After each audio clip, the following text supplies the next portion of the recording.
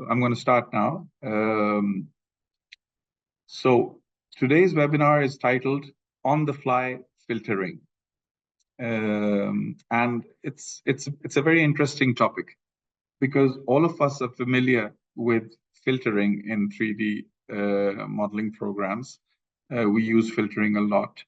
And if you think about it, the reason why we use filtering is because we want to either see something on the screen with less clutter, or we want to select something. And why do we want to select something?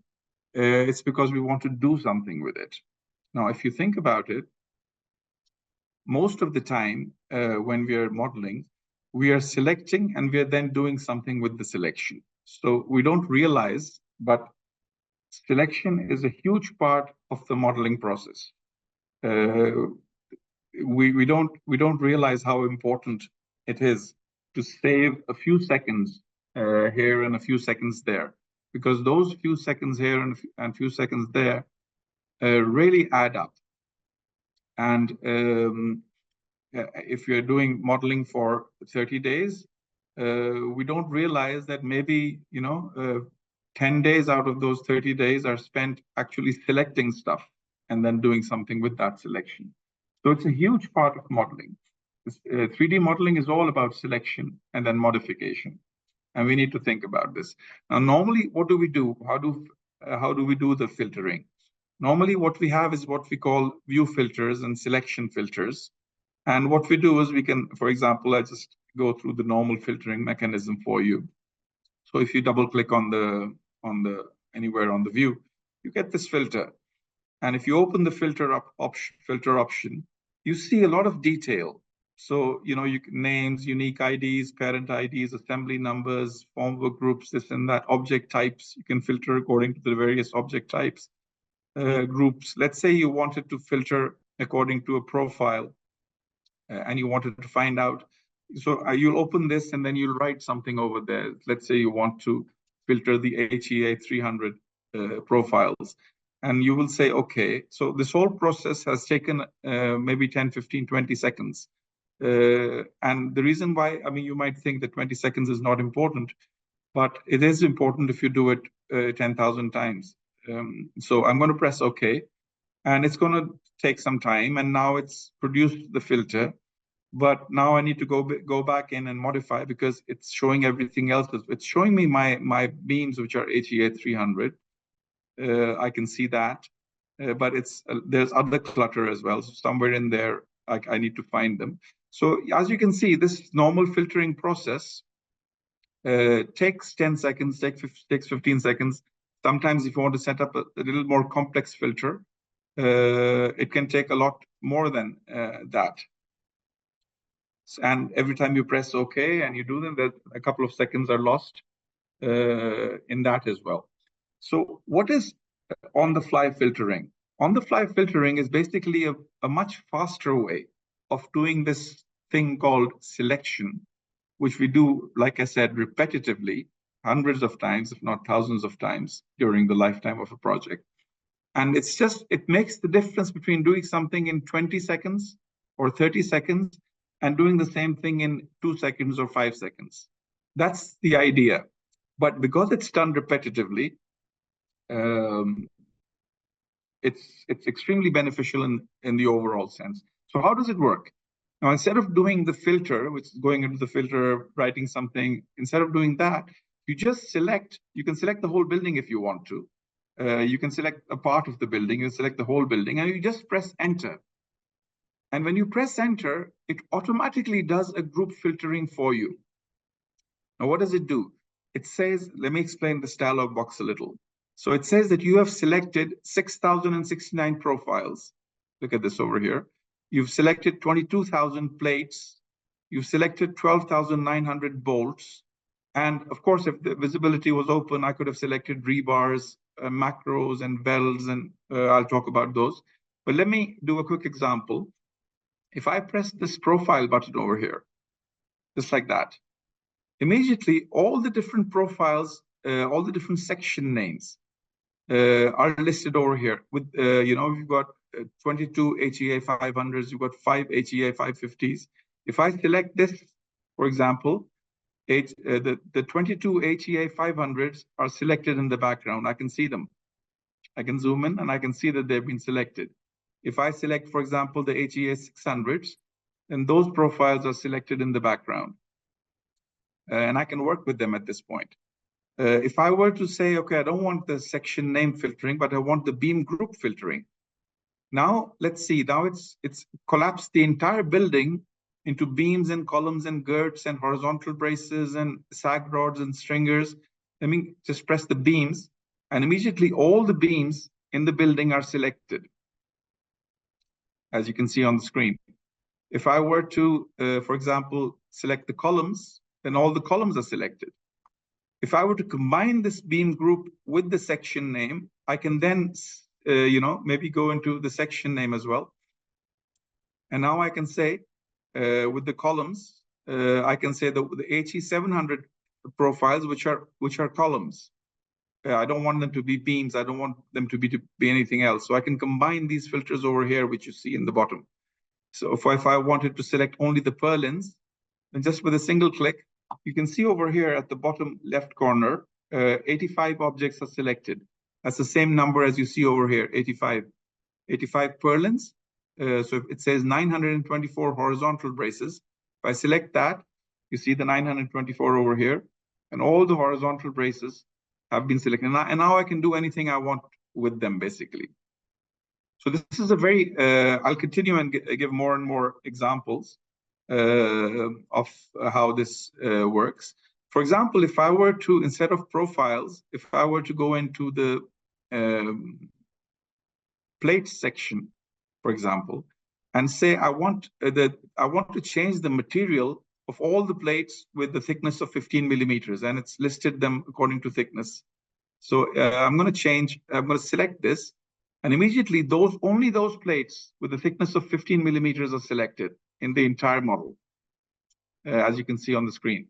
And all I need to do is now just press, if I can just say press display the property editor. When I do that, I can immediately go in there and change the material to say, I want the material to be ST52. I'm just going to press OK. And all those plates, the materials are now being changed by COMOSYS in the background from the entire model, because that's what I selected. So it's a very quick way of accessing your database. That's what's important over here.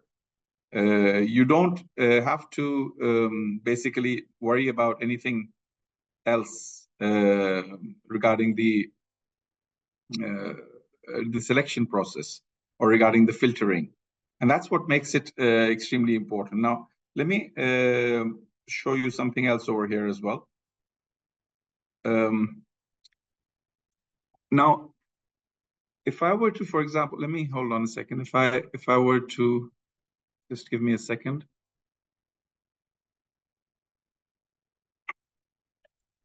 Yes.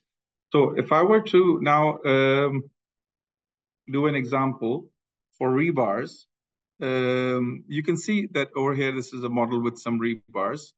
And I can, for example, over here, go and select this rebar and say, right click and say rebars and show me the parents with this, the objects, select all the rebars with the same parent. And immediately all those rebars of this wall are selected. I can say show only. And I can see my rebars of that wall. But now if I were to go and select all of them like that, press enter, that's on the fly filtering for you.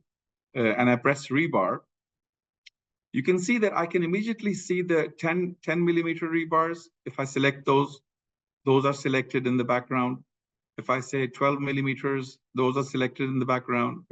If I say not according to the diameter, but according to the rebar type. So this will see the main, the secondaries, the cross ties, the top mains and the top secondaries. That's very important. If I were to say, for example, select all the cross ties, then all the cross ties in that wall, as you can see, have been selected, and the number is 66, which you can see. And I can now basically press enter. And if I press enter, I can maybe change their diameter from 8 mil. If I want to change it to say 12 millimeters, I can, if you see on the screen, all the diameters of all the cross ties have been modified. So this is very, very useful in making these modifications, basically allowing you to quickly access all these elements. Now I'm going to continue with some more examples. Let me see what I have. Yeah, now what I want to do is something very interesting for you. Let me open another building for you.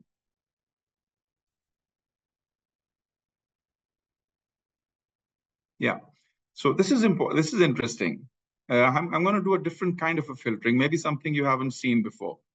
Now, let's talk about a scenario which you can see very often.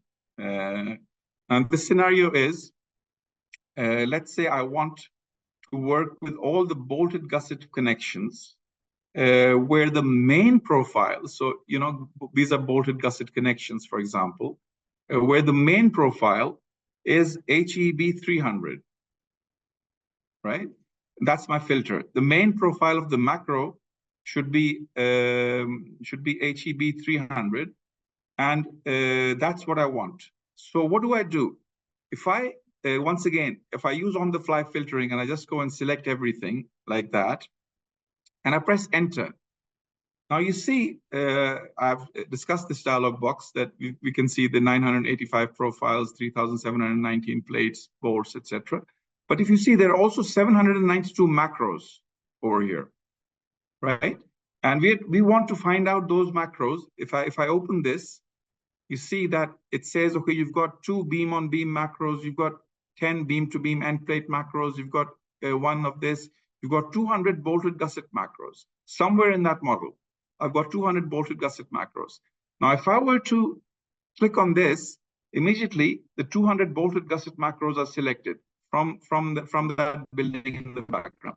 Now, if I were to double click on this, because I don't have all the information yet, I want only those bolted gusset macros in which the main is HEB 300. So let me double click on that. And now it gives me a further refinement on that. And if I open this, you see that it tells you that from all the bolted gusset macros in this building, you've got 56 with the main being HEB 300, 16 with the main being IPE 120, 34 with the main being, so that's a lot of information. Let me open the ones which are HEB 300. And when I open that, it tells me that within that, there are 4 different secondaries with different approach angles, slightly different approach angles. So I can go and modify the entire lot, or let me just, for example, select this particular one, the 16 one, 16 secondaries. And if I say display the property editor for this, so these are, so before I do that, let me see which ones these are. These are the 16, which is showing me over here, with the main being HEB 300 and the secondary being CHS 88.9. If I just right click over there and say macros, select the dependent elements, I can see where those profiles are. I can see them on, if you see they're red, these are the connections, all the 16 cases where the modification has been done. So I can not only just select the macros, I can also see the elements which I need to modify. So let's go in and do that. Or maybe I can select this one, or maybe I can select the whole thing. What if I select the whole entire 56? And I go in there and I say macros, select the dependent elements. And now I can see in a better way, maybe, because there's more of those. All these connections, all these bolted gusset connections are the ones which satisfy this condition that the main is HEB 300. Now, what do I want to do? Let me go back to my my example now. Let me see, take a look at my notes. Yeah, so I want the gusset plate thickness for all these to be changed. So what do I want? I want this gusset plate thickness to be changed. So normally if I were to do this by hand, if I open the dialog box of the macro, you will see that I can go in and I can go to the parts, and instead of 12 millimeters, I can change it to 15 millimeters and press OK. And when I do that, the thickness on the screen changes. But the question was, do it everywhere in this model. And what do? We just go and select this. We notice that the 56 places have been selected. And we just say display the property editor once again.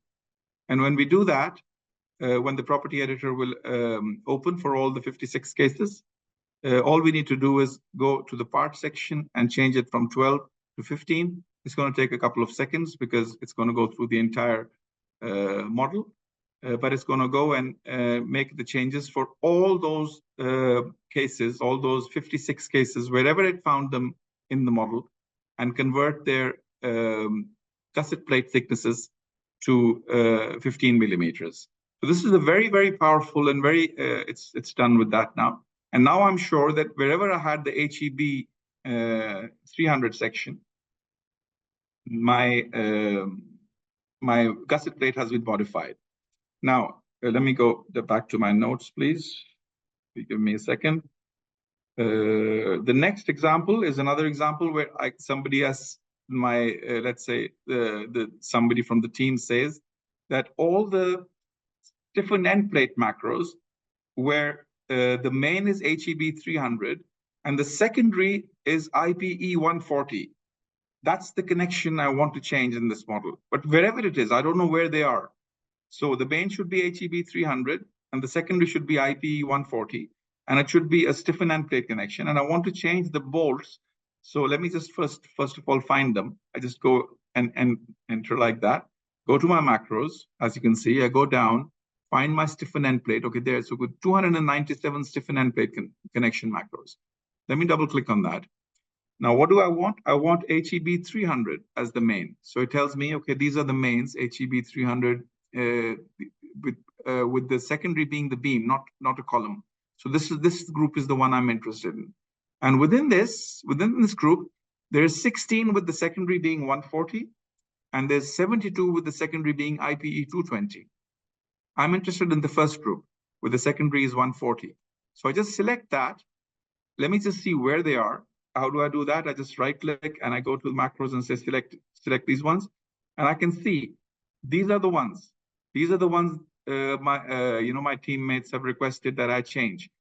And what is the change request? Change request is that the bolts should be changed. So what I do is I go and change one of them to see whether I can do the change easily or not.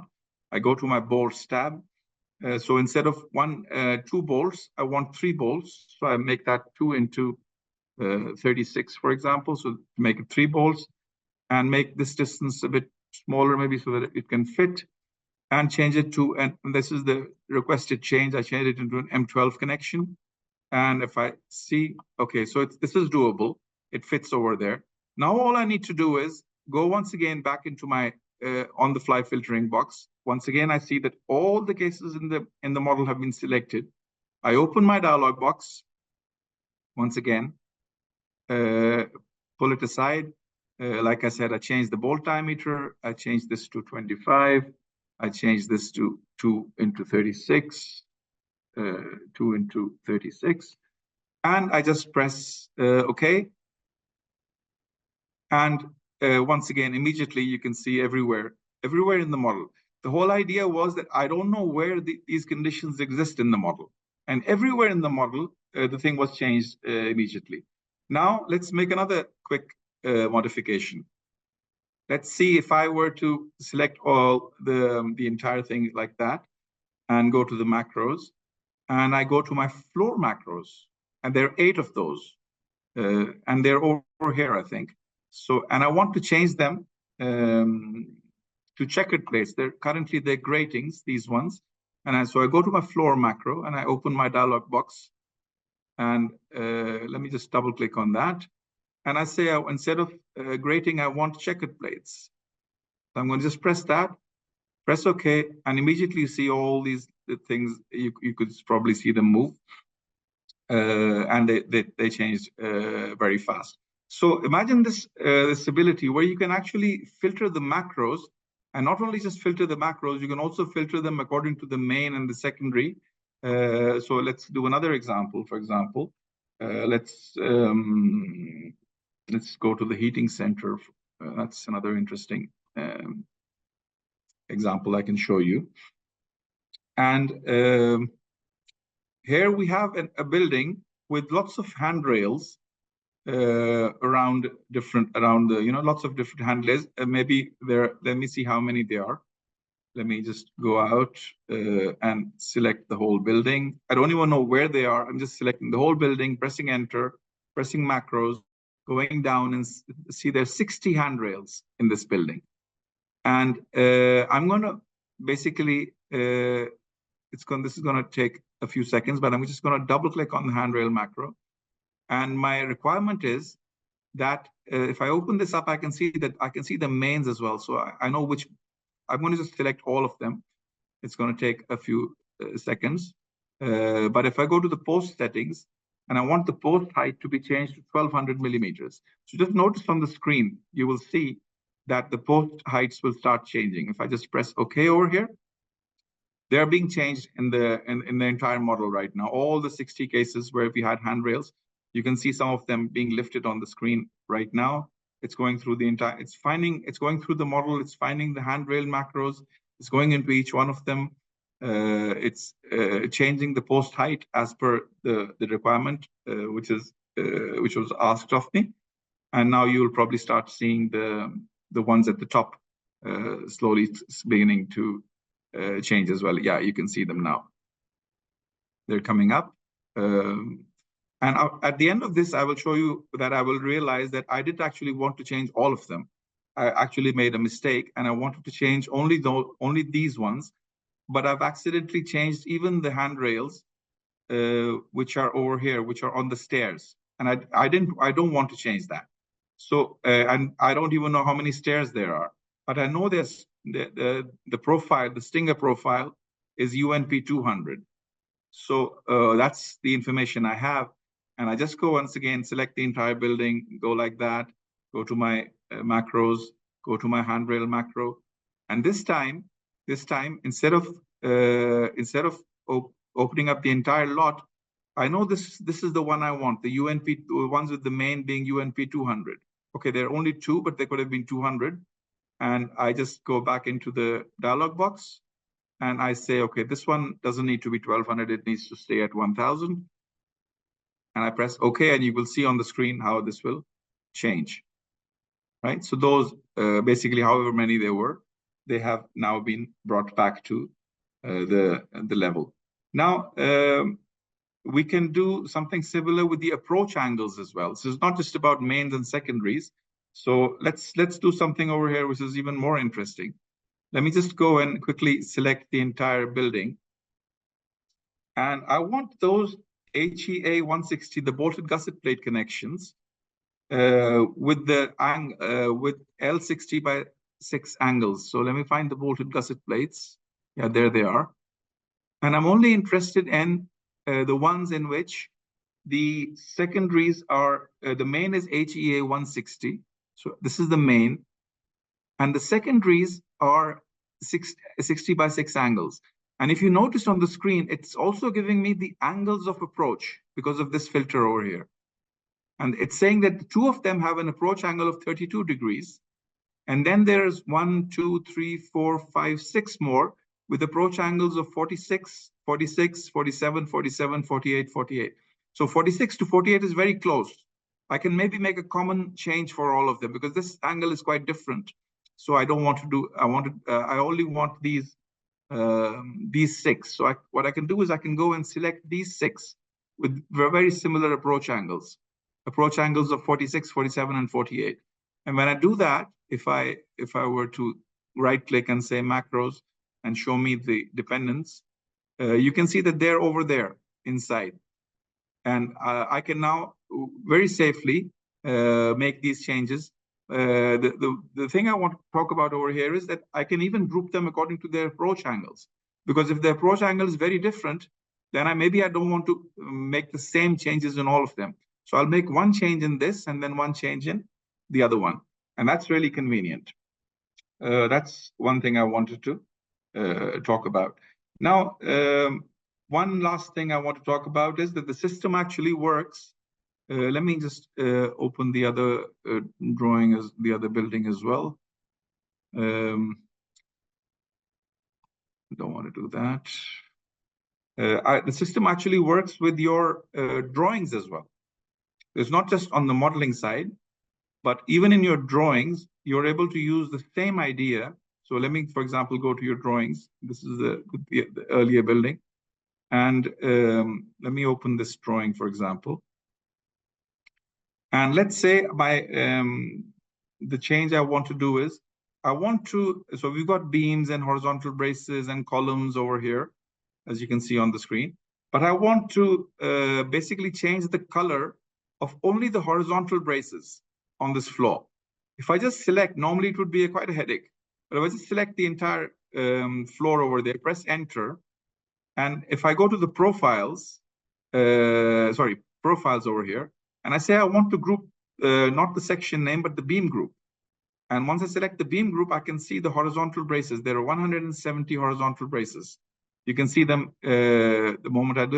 If I just press display property editor, if I want, I can go in and now change their color from this one to maybe this one, and just do that. And immediately my horizontal braces only have been changed. Now I want to, for example, give it a different annotation. I only want to annotate the beams, not the horizontal braces, and not even the columns or anything, just the beams. So I just select like that. I press enter, go to my profiles, select according to beam group, not by section name. And I say I want to select the beams only. I open the beams dialog box. So now only the beams are selected so easily. Nothing else is selected. And I just go to my annotation and I say, okay, can you annotate the profiles for me? And immediately only the beams are annotated, as you can see on the screen. The horizontal braces and the columns and everything else has been left out. And this is because of my filter. So there's a lot I haven't showed you yet, but it's a very powerful way of getting things done quickly. Why? Because you're selecting things very quickly. That's the whole idea. And I don't want to, I think I've already gone above my time almost. So I'll stop now. I'll go back and take a look at the chat and see where, let's see.